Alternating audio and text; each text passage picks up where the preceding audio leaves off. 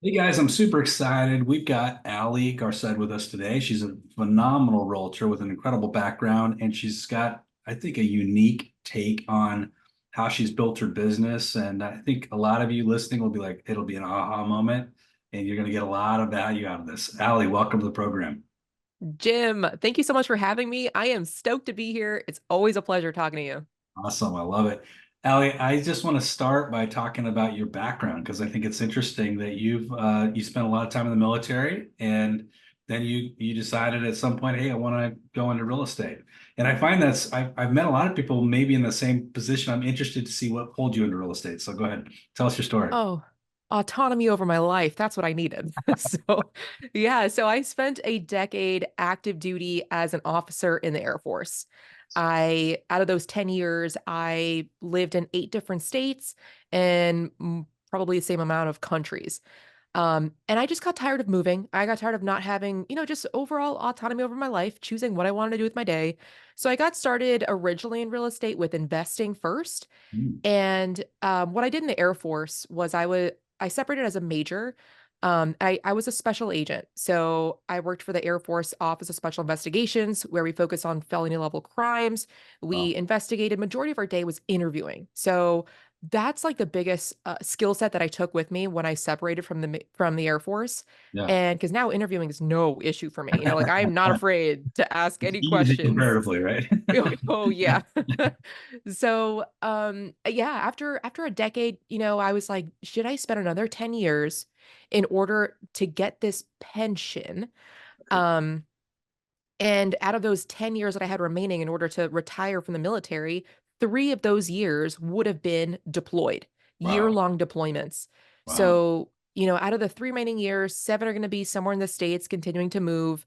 And I was like, I don't think the pension is worth it. Like Right. emotion, that was my emotional feeling. And then Yeah. I was like, I don't make decisions based off that. So I was like, let me put this on paper. Let me see financially if this is a Yeah. good decision to make to leave or not. And I Sure. did the math, assuming I make, lieutenant colonel and then assuming I make colonel, at this year compared to me being a real estate agent, how much would I make? What's the, pro and con? At what Yeah. point will I supersede one income over the other? And it was a no-brainer for me to go full time into being a real estate agent.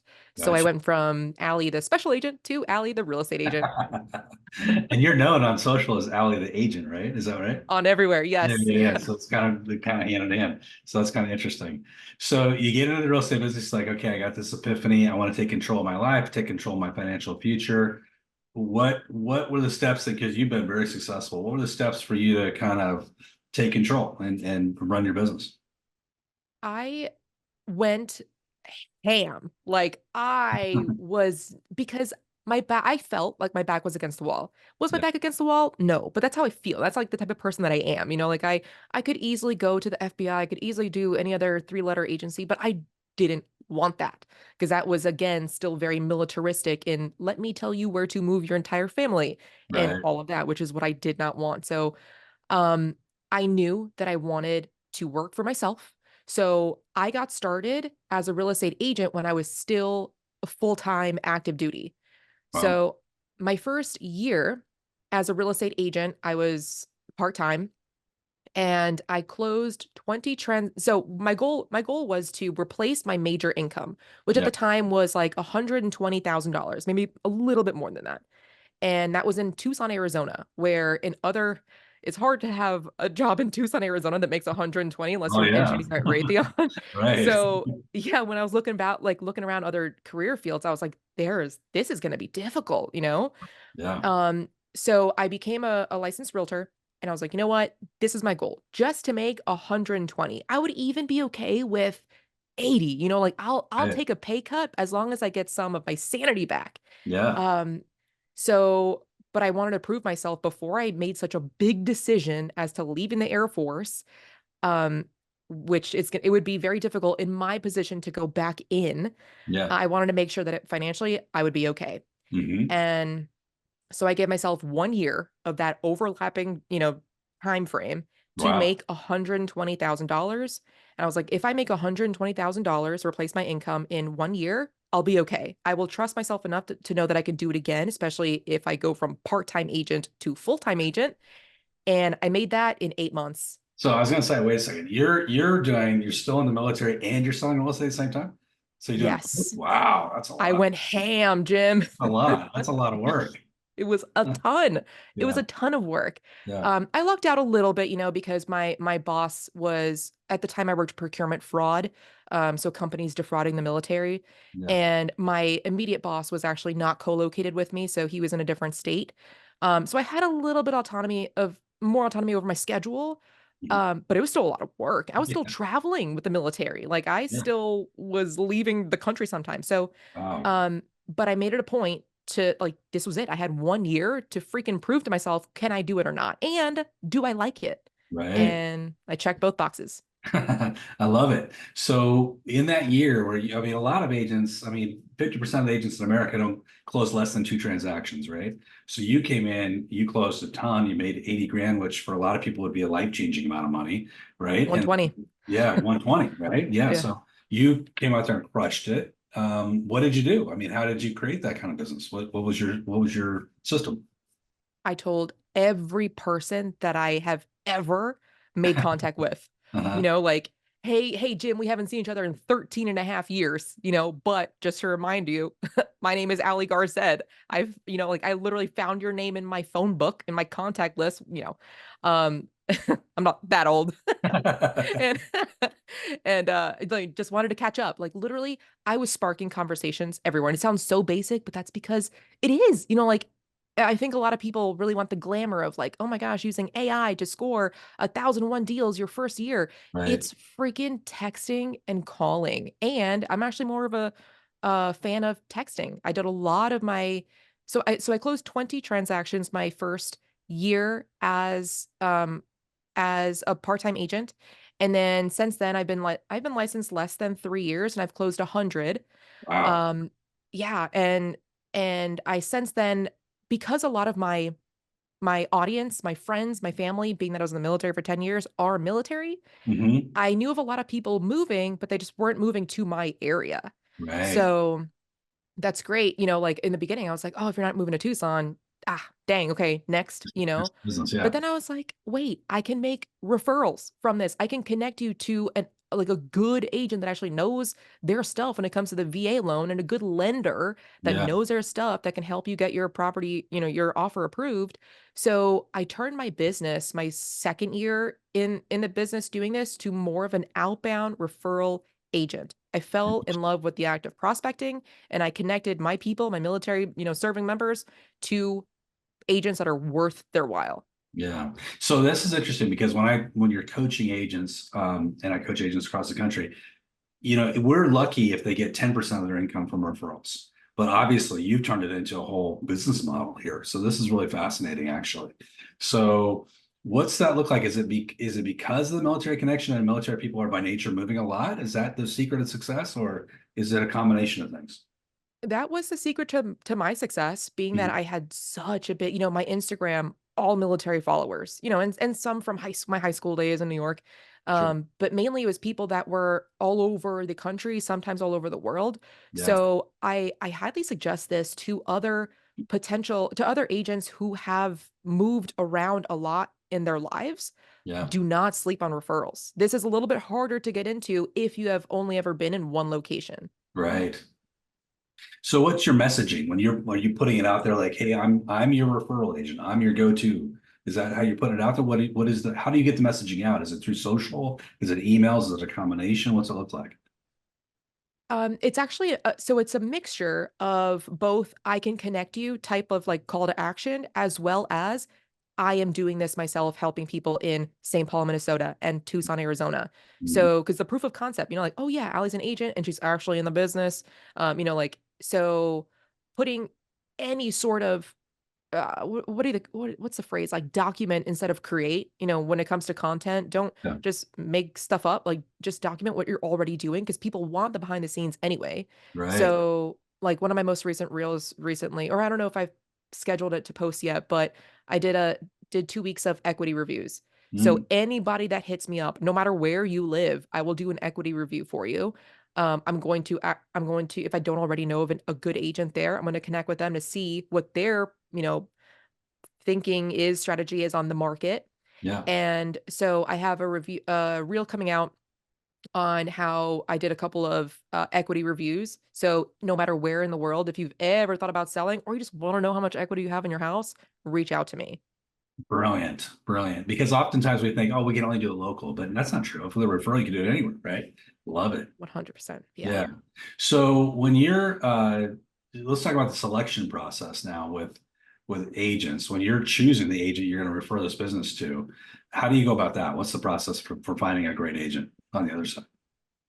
I'm glad that you asked this question. I have checklists for everything. I am a checklist nerd, checklist queen, whatever you want to call it. Huh? So I have a checklist specifically on how to find an outbound referring client, an Mhm. agent, a lender, how to make sure the conversation's going okay, how to make sure you get paid, and how to make sure to do it again. Um, so in our community, we have a bunch of military members. Sometimes the military members are still active duty and real estate agents, dual career, or sometimes they're veterans or military spouses. I love those communities, being that those are my clients. Yeah. Um, so they speak the same language, like when are you PCSing? What's your report no later than date? So it's key phrases that lock you in, as opposed to being like, what's a report no later than date? Like at that point you've lost the report. Right. Um, so I look at my network first. If I don't have anybody there, Yeah. then I go to so that's my network of my partners, right? Like within my own sphere. Sure. Then I go to my brokerage and I look up in our database there, who's there. I look up their reviews. If for Mhm. some reason, if you're not in like a worldwide or cloud-based brokerage, then you can just Google Yeah. and call and vet. And so what I do is I actually do not focus on the one with the most amount of five-star reviews on Google Mm. because they're gonna pass them off to somebody else. Yeah. Even though, like, chances are if they're that big, they specifically are not gonna be the ones servicing your friend, and you don't want your friend to get bad service. Right. So, I love focusing on those that have between 10 and 20 five-star reviews on Google or on Yeah. Zillow. So that way they're active in the business and they're hungry. Yeah. So, yeah. So Interesting. what I do is a 30% referral, good for 2 transactions every single time because again, my clients are military, they're gonna be buying and then they're gonna be selling. Sure. Um, and yeah, I usually what I do is this may sound too much, but it works. Like I've got this down to a system where it works. I'm in the group chat throughout the entirety of the transaction. Am Uh-huh. I poking in? Am I saying stuff? Like, no, it's not my market. And I will never, any question that the client asks of me, I will always revert back to you, Jim. Hey, you're Yeah. in Pennsylvania. Like, if you want me to say anything that helps you out, that's truthful, obviously. Yeah. I'm here to be a reinforcement. But I found before I was making that group text, um, the drop off rate would increase a lot. So having the group chat with me on it throughout the entirety of the transaction, you no longer have to update me on, hey, I went to listing appointment, we got the listing, hey, we're under contract. I see it. And So this is really, really interesting. So I've never heard of this before. This is a brand new idea and concept, which I love. So, and I've been doing this for 35 years, so this is brand new. So group, we'll call them signing up. When you call somebody and say, "Hey, I saw your reviews. I need to have a referral. I'm going to send them to you. Here's the yada yada." You say it's required that we set up a group chat, and you are going to be having me linked into the group chat. The whole transaction, is that what you say to them, to the agent? yeah, I don't use the word required, but yes, usually what I say is, so like I just made this call yesterday. Yeah. How do you? Um, What's this conversation like? yeah, yeah. Hey, Jim, I saw that you're a kick-ass agent out in Dover, Pennsylvania. How are you Right. doing? I'm great. Thank you. Awesome. Yeah. So my name is Ali Garced. I am a licensed agent with eXp Realty, and I'm in Tucson, Arizona, and I also serve St. Paul, Minnesota. And I have a client that's looking to purchase. I'll be helping them with the purchase, but they're looking to sell their property in your area. Nice. And I'm calling around, to see who they might like best work with, so that way they can get the most for their, biggest bang for their buck. Mhm. And you have some really, really good reviews. The first question that I want to ask you is, do you work with clients directly, or is there anyone else in the on your team that's going to be working with the clients? Only me, and an assistant. Okay, cool. Awesome. And the assistant, is that going to be like a showing agent? No, just a behind the scenes admin. Perfect. Yeah, Okay, cool. Yeah. Yeah. So typically what I do, well, actually, I should also ask, do you have availability to take on another client? absolutely. Love to help. Okay. And do you service this zip code frequently? Yes. Yep. It's my number one area. Awesome. Yeah, sweet. That sounds great. Yeah. So my clients are military, Okay. and do you know how many like VA loans you worked with over the last like 12 months? I've probably done three over the last 12 months. Okay. Okay, cool.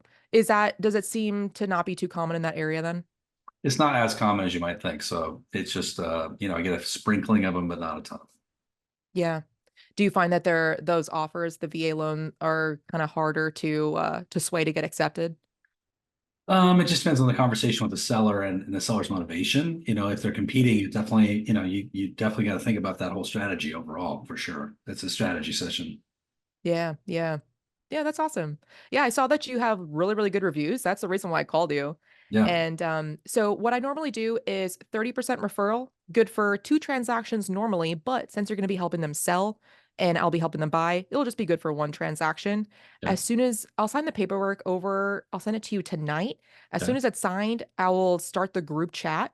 And I do ask though, Jim, that I stay on the group chat throughout the entirety of the transaction, and that's because I find that my clients will not ghost you if I am there as well. So is Got that it. something that would work for you? Love it. Yes. Yes. That's a great idea. Love it. Yeah. I do the same thing when I get some inbound referrals because I don't want anybody ghosting me, and I've already established that level of trust there, so I want to make sure that I'm just there. I won't be annoying. I'm not going to do anything. I don't know your market. Yeah. So awesome. So I'm going to send over that referral to you. You should see in the next like 2 hours or so. And Uh-huh. then likely tomorrow or as soon as the paperwork's signed, I'll start the group chat. Cool. And yeah, and I'll give you more information there. Awesome. Thank you for the referral. Beautiful conversation.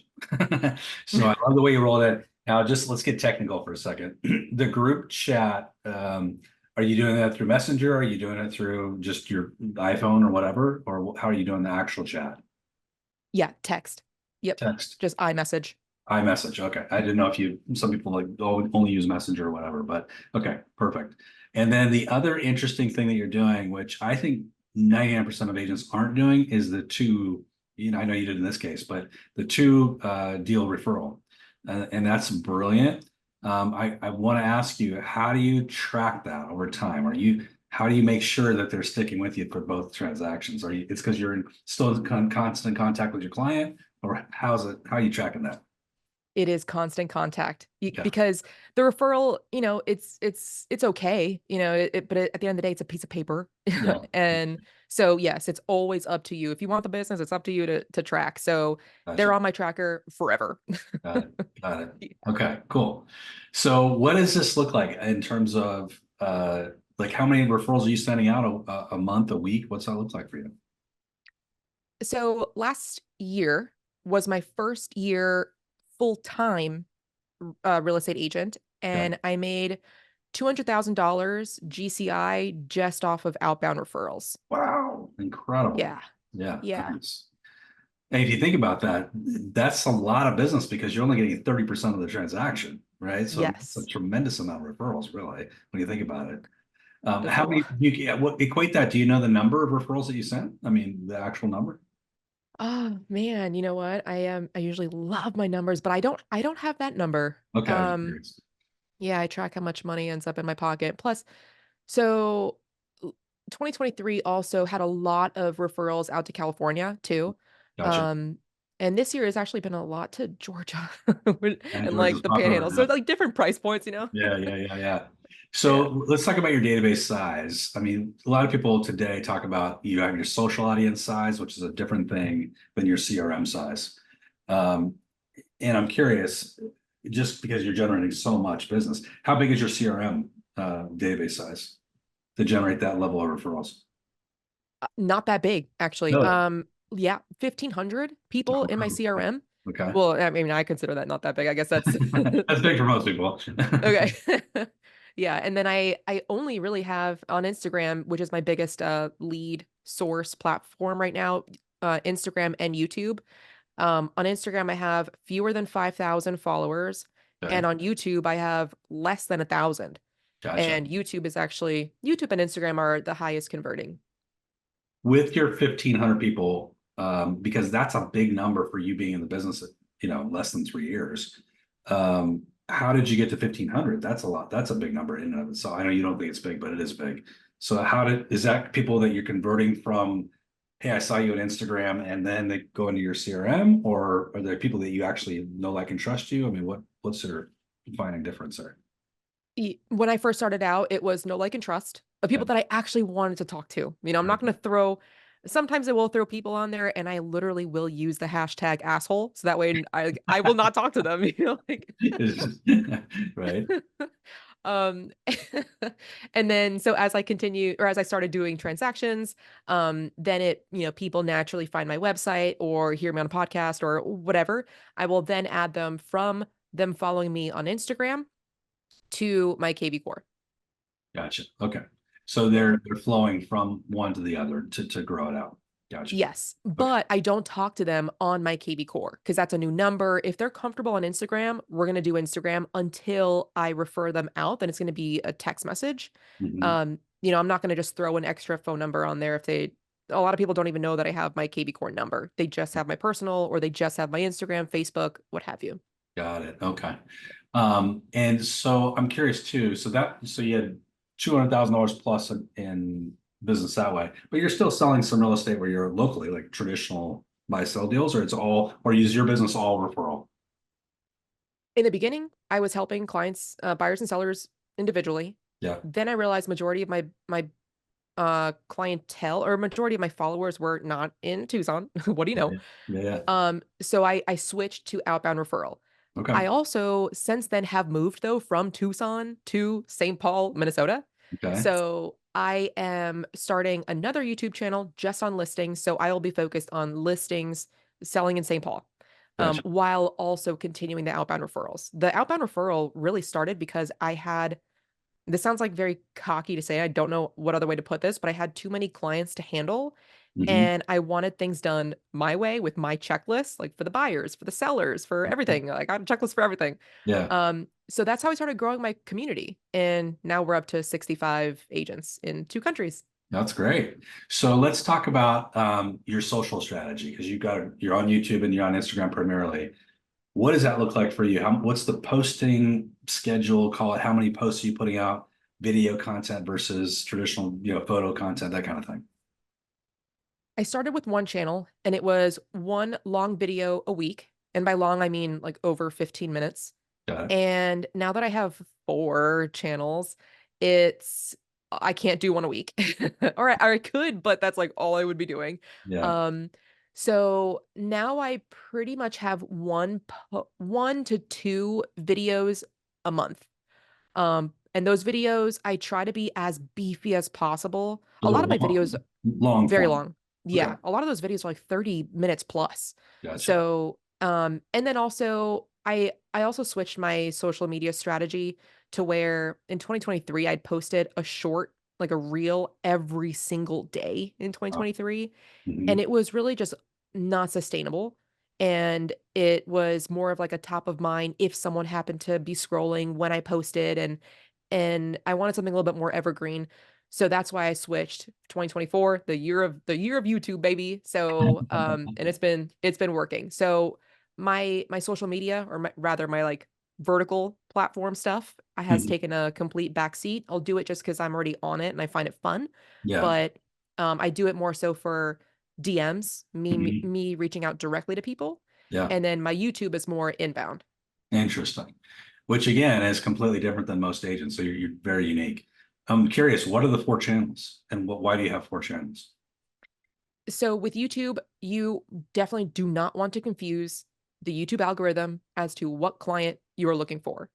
Got it. So I have one channel that is, you know what? I don't even want to say the channel name because it'll mess up the algorithm. But one channel is for Tucson clients, Okay. buyers and sellers. Got it. One channel is for my brand, so my name. The other channel is going to be for listings in Minnesota, Got it. and the other one's for the podcast, The Agent Goldmine. Gotcha. So when you're shooting content, are you consciously saying, okay, I've got these topics I want to cover over the next 6 months, or is it more like, oh, I had an idea this morning? And how does your content arrive to you? Because I think one of the biggest challenges is content creation for agents. 100%. Yeah, and that's kind of like where it comes back to what kind of struggle, good or bad, or what kind of client review or what's happening with your current clients. Yeah. So proof that you're actually working and then turning Yeah. that into a video. Hmm. Um, but otherwise, like if it's going to be a newer-ish idea, of course, the ideas always come to me in the shower. So, Yep. I hop out of the shower. I have a Trello where I have all of the different just titles. Or if I have thought more deeper into it, then in the body of that Trello card, I'm going to add like certain quotes that I want to say or bullet points, statistics, anything that really has come to mind. And then on Saturdays and on Wednesdays, I try to shoot long form videos. And that's where I look at the list of everything I've created so far, which I mean, I don't even need to I should not be adding more to this list. I have way more than necessary. And then I pick a couple that I want to talk about Uh-huh. and I record. Gotcha. And are you doing all the editing, or are you handing that off to a third party editor? Absolutely not. I Yeah. don't know how to edit. I don't know how to do a thumbnail. I've never been on Canva. I'm not cutesy like that. I Yeah. hire out like the least amount of work that I can do. That's my motto. Who can Got I it. pay to do it? Right. Well, that's brilliant. It's the who, not how, right? I don't want to know how. Just have somebody else do it, right? I love it. Yes. So when you're just on the YouTube, I'm just curious. Or do you have are you boosting things? Are you paying the YouTube algorithm like to push people into your channel, or is it all organic? All organic. Okay. I've taken a bunch of YouTube courses. I've consolidated and that I've paid for. I've consolidated everything that I learned from those YouTube courses, and I actually made a YouTube video on how to do YouTube for real estate agents. Nice. And that's actually one of the things that they say to never do is never share your channel, never share the link, and don't pay for advertisement. So I made the mistake on one of my channels to pay for a listing that I had, and that was more so for like proof for the next seller. Like, hey, this is how many views we received on this past seller. Yeah. But I saw that it did stunt the growth of that channel because I started two Mm. channels at once and Yeah. one has double the amount of subscribers. Wow. So, and that's the only difference aside from the topic. So, yeah, so I do not share my channel out and because the worst thing that YouTube sees is someone going onto, Jim's YouTube uh channel, clicking a video and then Xing out. Yeah. So the worst thing you can do is say, "Hey Jim, like I just finished a YouTube video. Can you watch it or can you just like it?" Hmm. Even if you like it, if you didn't watch all the way to the end and then watch another one of my videos, I wasn't worth it to you and therefore YouTube thinks I'm shit. Right. So Yeah. it downgrades you. Yes. Gotcha. Okay. Interesting. Interesting. In terms of like, let's talk about branding for a second, because branding is a big deal. If you have you had a professional brand created, or you got a certain look and a certain skins that you're using all the time? How does that play into everything? I No do matter. not. Okay. Yeah, I do not. I have the Alley the Agent, and I don't have like a specific color for my newest channel for Minnesota with the Vikings. I chose like that color, purple and yellow, whatever. I don't even do football, but I'm like I'm sure it'll resonate. So, go sports. But like as far as like a color palette or a logo, I think I have one somewhere. It's just really not as important to me. What's more important is my personality. Yeah. So the more that I can showcase that I curse, I'm military, this is what you're gonna get, take it Hmm. or leave it. Yeah. Um, the more my people come. Yeah. So yeah, So you got to know your audience. Your audience is that's going to appeal to them. They're going to like that, right? So I think that's really interesting. So let's talk about how people can find you, because everybody's going to want to be like, okay, I got to go see your stuff. How can people connect with you, Allie? Allie the agent on all social media, and that's Allie spelled Ali, like Muhammad Ali. And yeah, I would love to connect. And actually, if you want to shoot me a text too, I'm freaking here for it. It's 520-341-2552. Ooh, Whether you're you want bold move. Oh, yeah, I like that. whether you want like checklists or YouTube help, I love helping, like because I remember being scared of, is this gonna work for me? But Yeah, I also like helping those that actually put in effort. So if you're not doing this full time, wait until you're doing this full time. right. I love Then it. reach out. Ali, you've just given us a bunch of really unique, fresh content and ideas for us to use in the business. Thank you so much. Incredible. Good job. If you like this content, you want to see more, you want to join us here at E Real Estate Coach and the podcast, give us a like, give us a follow, give us a review. We'd appreciate it. Thank you, Ellie, for being here today. Thank you, Jim. Have a great one. Thank you.